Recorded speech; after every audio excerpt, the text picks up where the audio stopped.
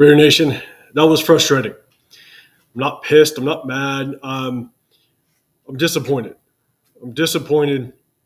This is my instant reaction to our Week 11 13-20 loss to the Miami Dolphins. If you can, guys, please hit the like button, subscribe, turn on those notifications. And before I get into it, one last time, one last attempt. Manny Reyes, you are the winner of my first ever giveaway.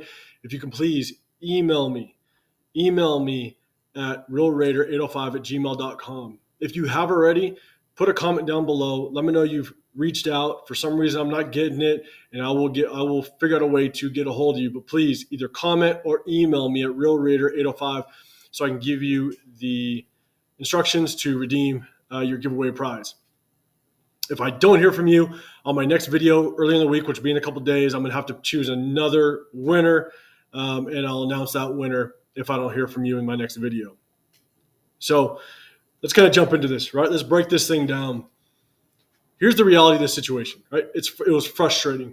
The way I can kind of sum it up is missed opportunities. That's kind of how I can sum up this game, right? Not only missed opportunities in the game itself, but missed opportunities to kind of shock the world. Shock the world, go into Miami, travel across the country, and beat up on a Super Bowl contender. Miami is a Super Bowl contender. And if we could have came away with this win, which we had so many opportunities to do so, that could have set the tone for the rest of this season. So just a missed opportunity. Let me know in the comments below, how you feel about the game. How do you sum up this game in just a couple words? Let me know in the comments below, but let's break this down, right?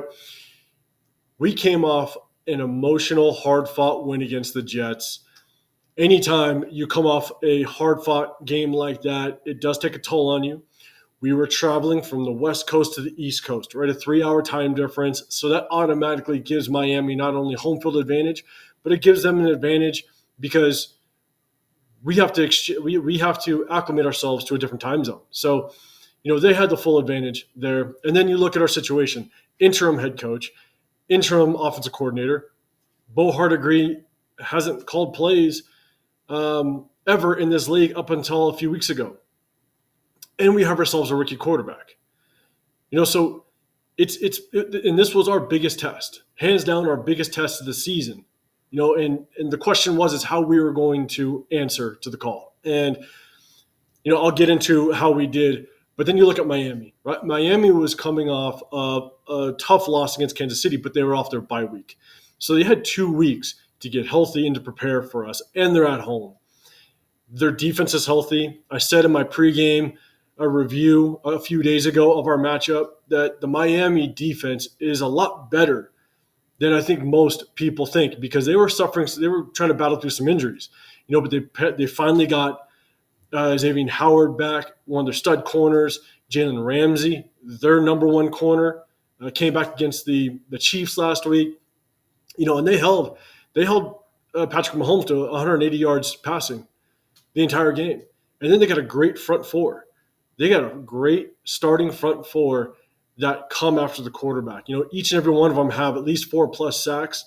So this was going to be a tough task. I don't care, that we were 2-0 under Antonio Pierce coming into this. We had some momentum. It was going to be a tough battle.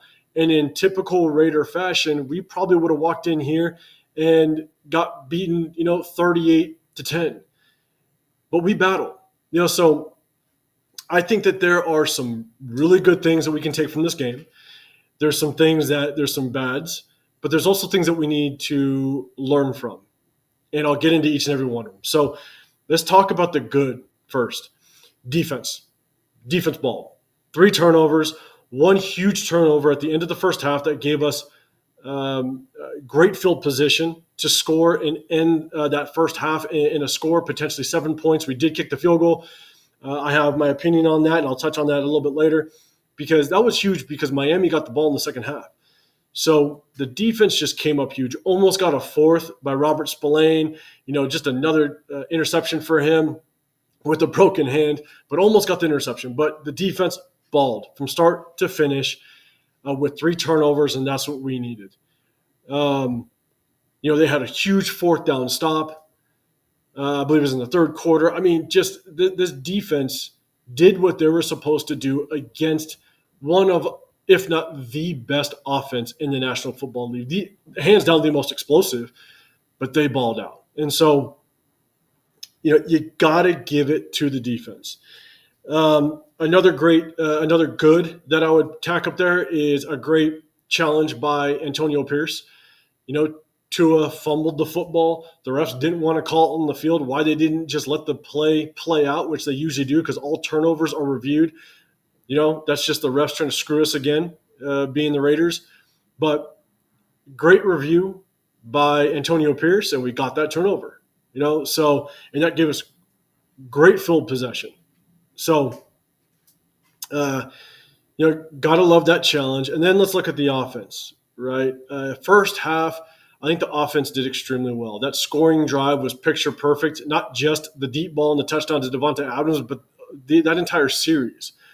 We had a pass to Michael Mayer that was about a 10-yard out route, coming down the sideline. Josh Jacobs had a good run, and just that whole series leading up to that touchdown really was beautiful. And so I thought we did a hell of a job of getting Michael Mayer involved quick at the beginning of the game, which that was one of my keys to victory. If you get the tight ends involved, usually you kind of hit them between that 5 to 10-yard range, and you soften up those linebackers. You soften them up, which maybe would have helped our O-line with their blocking scheme, but also could have helped Josh Jacobs kind of get involved and get going early. But we got the tight ends involved, and we got Hunter Renfrow involved. I mean, I think he ended with 5 catches, the most he's had all season in one game. I mean, we got other guys involved, and the offense looked good in the first half. So that kind of, for me, that kind of sums up the good, right? You can't talk enough about the defense. The defense just balled, and they proved this was the game. This was the game that I said we have not gone up against good offenses. We haven't. The Jets, the Patriots, Chicago.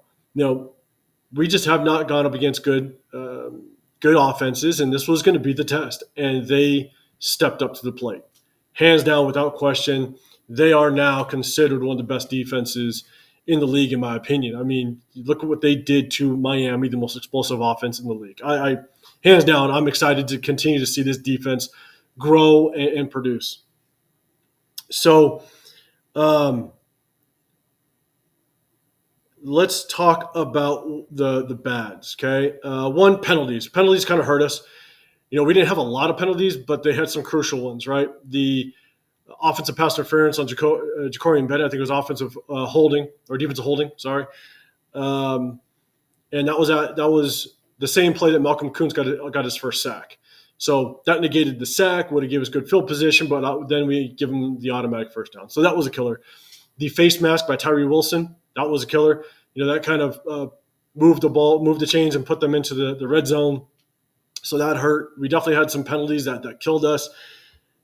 And then in the second half, the offense really didn't have any rhythm. That really hurt us. We basically went scoreless in the second half. And off the 3 turnovers, we only got 6 points. You got to turn the turnovers into points, and not just 3 points. You got to turn them into touchdowns. That's what the good teams do. And so that was tough to see. It looked like Bo Hardegree. Look, again, let's put this into perspective. This is only his 3rd game calling plays in the National Football League. He was our quarterbacks coach prior to this. Josh McDaniels was our true offensive coordinator, and then Mick Lombardi was our offensive coordinator on paper. They're both gone. Bo Hardegree wasn't preparing for this during the season. So you got to give him a little bit of grace, and I will because it's not easy.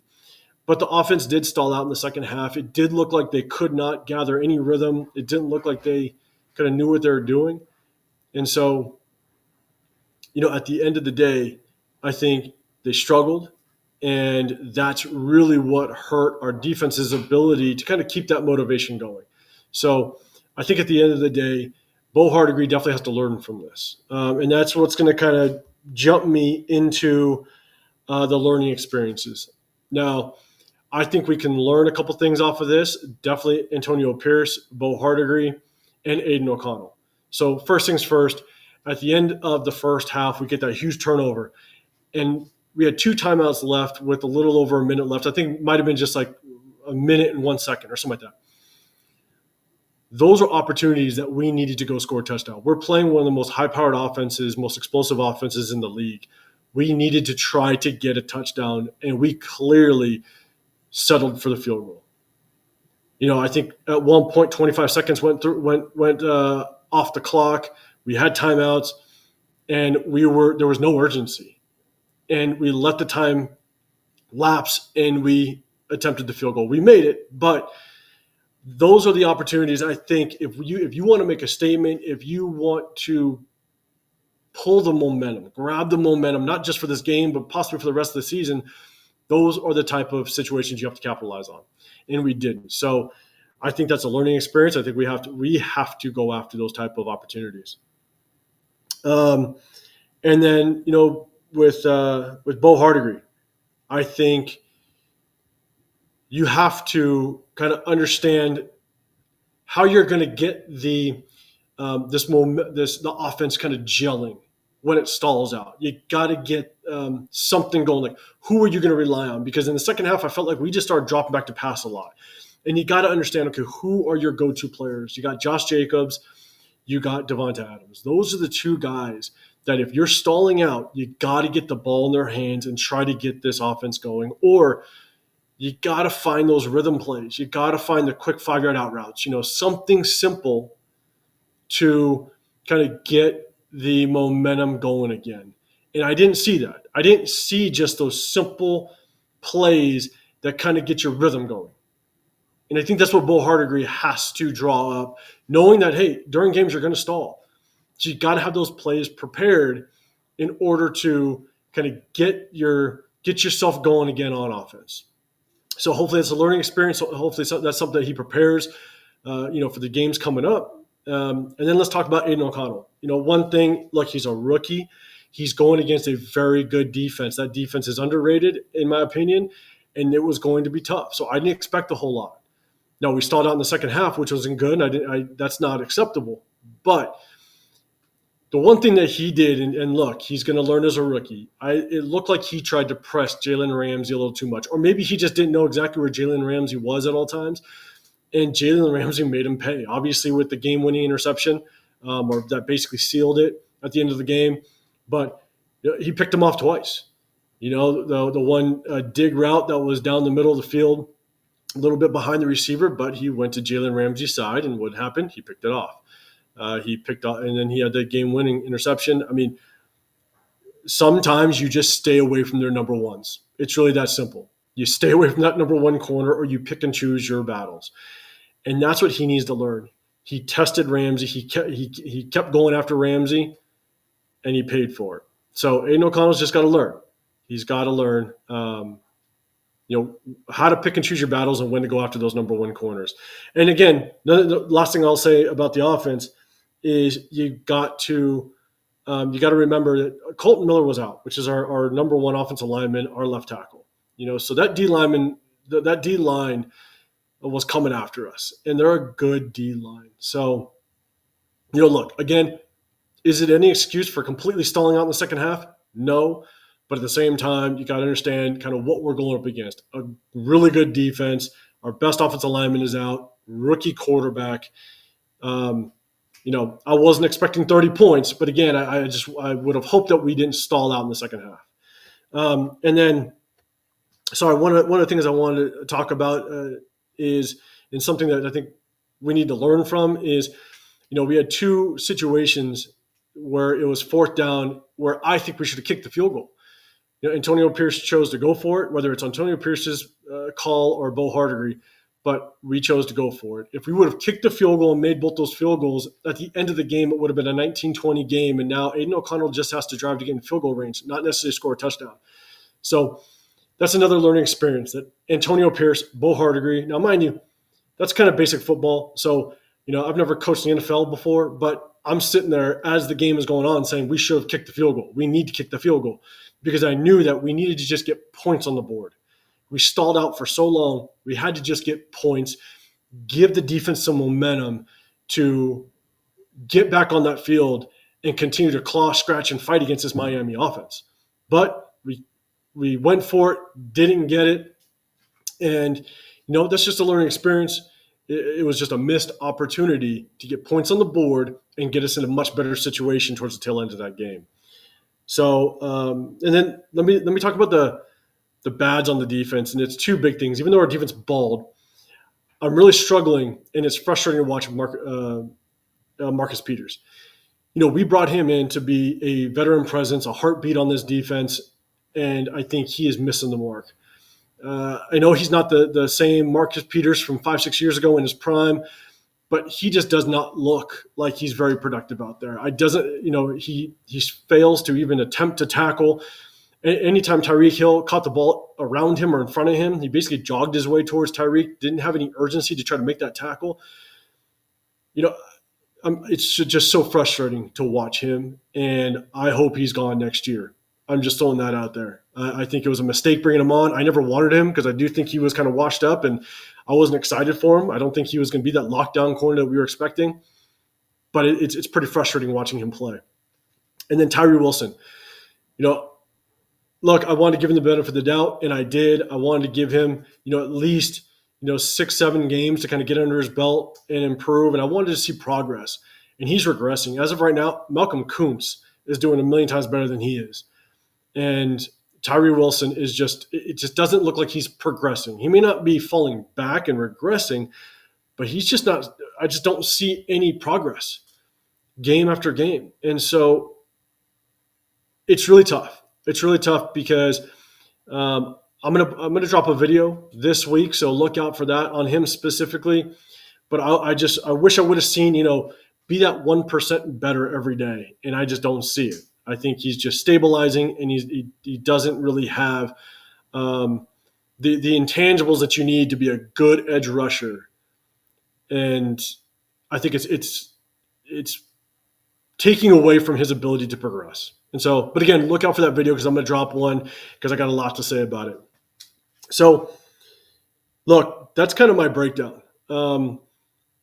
Did I expect us to come in and blow Miami away? No. And because of everything that I just stated in the beginning of this video about, us having to travel, us having an interim head coach, interim offensive coordinator, a rookie quarterback going against a good defense. Miami had 2 weeks off of a bye to, prepare for this game. Yeah, we were dealt. This was going to be a tough one. And I think we battled. We battled hard. Defense battled. The unfortunate part is offense stalled out in the second half. And that's where I think it really killed us. So, again, there was some goods to take. There was some bads. And I think that there's some things we need to learn off of. So I appreciate you guys for sticking through the video. Let's hit you with a little bit of trivia just to end it. So on the screen, here we go. What year was the late, great Al Davis inducted into the NFL Hall of Fame? Put your answers in the comment section down below. I appreciate all you guys that participate in it. And again, guys, I'm not pissed. I'm not mad. I think it was just a missed opportunity for us to shock the world and just kind of give us some really good momentum going to not only into our next game against the Kansas City Chiefs, but into the rest of the season. So I will drop another video here in a couple of days, specifically talking about Tyree Wilson. So look out for that. But guys, enjoy the rest of your Sunday. Enjoy the rest of your weekend. And I will see you guys on the next video. I'm out.